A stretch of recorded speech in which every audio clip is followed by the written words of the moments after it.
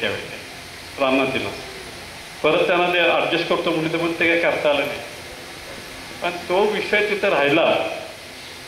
तो कालपासून या वयामध्ये शिक्षकांनी इतक्या उत्तम प्रकारे मांडलेलं आहे सर्वांच्या पुढे.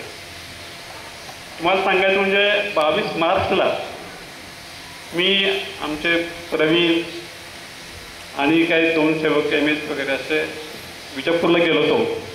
काय आधी फोनवर चर्चा व्हायची की आपण एक सेमिनार घेऊया त्या विषयासाठी. हो म्हणायचे, पण तब्येत डॉक्टर परवानगी देत नाहीत, काही नाही असं म्हणायचं. मग शेवटी आम्ही गेलो तिथे विजापूरला.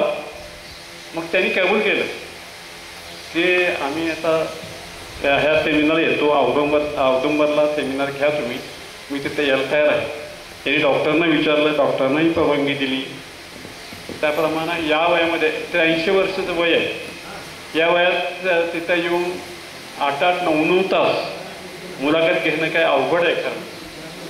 ते त्यांनी इतक्या उत्कृष्टपणे हे कार्य केलं. आणि मी जे सुरुवातीला काल ज्यावेळेला आपण प्रास्ताविक मी केलं त्यावेळेस सांगितलं होतं की जे तरुण मुलं आहेत की पुढचे भावी सेवक आहेत, पुढचे भावी केंद्र प्रमुख आहेत, तेव्हा त्यांच्यावरती त्या कार्याची जबाबदारी आहे. ते तयार झाले पाहिजे. त्यासाठी ही आत्ताचे जे काही हे सेमिनार आहे त्यामध्ये आरती साधनेबद्दल त्यांनी माहिती दिली, ओंकार साधनेबद्दल तपशीलवार माहिती दिली. त्याचप्रमाणे दैनंदिन प्रार्थना व त्याचं महत्त्व, सामुदायिक प्रार्थना, सामुदायिक आरती, सामुदायिक साधना इतकं उत्कृष्टपणे आणि सोप्या भाषेत सांगितलं. तर तुम्ही सगळ्यांनी ऐकलं आहे ते या कारणं ऐकलं, या कारणं सोडायचं नाही. इथनं गेल्यानंतर प्रयत्न केला पाहिजे, केंद्रावर गेलं पाहिजे. आठवड्यातून किमान 1 दिवस तरी केंद्रावर जाऊन साधना केली पाहिजे, आरती साधनेला उपस्थित राहिलं पाहिजे. तरच तुमच्या माध्यमातून दादाबाबा कार्य करून घेतील. तर ही आपली जबाबदारी आहे. या वयात त्यांनी इथं आले म्हणजे त्यांना माझा खरं शब्द नाहीत खरं त्यांचे उपकार किंवा कसे मी ऋण व्यक्त करू. शब्दांच्या पलीकडचं त्यांनी कार्य केले, एवढंच मी सांगतो. आता पुढचा जो कार्यक्रम आहे तो सुरू करणार आहे आपण.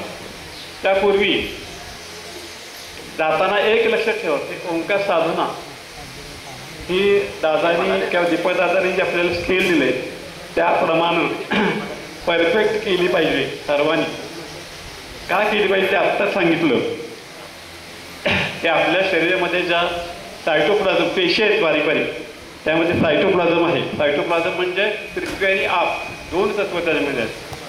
त्याचं काय व्हायला पाहिजे, तेज वायू आकाश, आणि ते ओंकार साधनेतून होतं. ती जर साधना परफेक्ट केली तर तुमच्या माध्यमातून अनेक आत्मे मुक्त होणार. हे कार्य दादांचं आहे, अंतिम कार्य ते आपल्या माध्यमातून होणार आहे. तर सर्वांनी इथं गेल्यानंतर हे जे सेमिनारमध्ये विषय झाले त्याचं परत एकदा तुम्ही चिंतन करा, अभ्यास करा आणि तुमच्या जीवनामध्ये योग्य तो बदल करा. आहारामध्ये मिताहार ठेवा, आचार विचार उच्चार ह्याच्यावरती बंधन ठेवा आणि दादांच्या कार्याला वाहून घ्या. कारण काल मी सांगितलं तुम्हाला की दादांनी एकच वाक्य सांगितलं होतं ज्यावेळेला आम्ही शिरायला गेलो होतो 32 शिरायला, त्यावेळी की मी आत्ता पण तुमच्या पाठीशी उभं राहिलो. तुमचा योग क्षेम सगळा वाहिलेला आहे. यापुढे तुम्ही सर्वांनी माझ्या पाठीशी उभं राहायला पाहिजे. पाठीशी उभं राहायचं म्हणजे दादांचं कार्य पुढं चांगल्या प्रकारे नेलं. ते जबाबदारी आपल्यावरती आहे ती सर्वांनी व्यवस्थित समजून घेऊन पार पाडा. आणि ही साधना संमेलन अशीच होत राहणार आहेत. वर्षातून किंवा 1 तरी साधना संमेलन होईल. आणि हा परिसरही चांगला आहे. पुढचं कुठं घ्यायचं ते आपण नंतर ठरवू, पण घेऊ आपण एवढं सांगतो. तर मी फक्त ह्यांचे ऋण मानतो आणि एक सुरू करायचं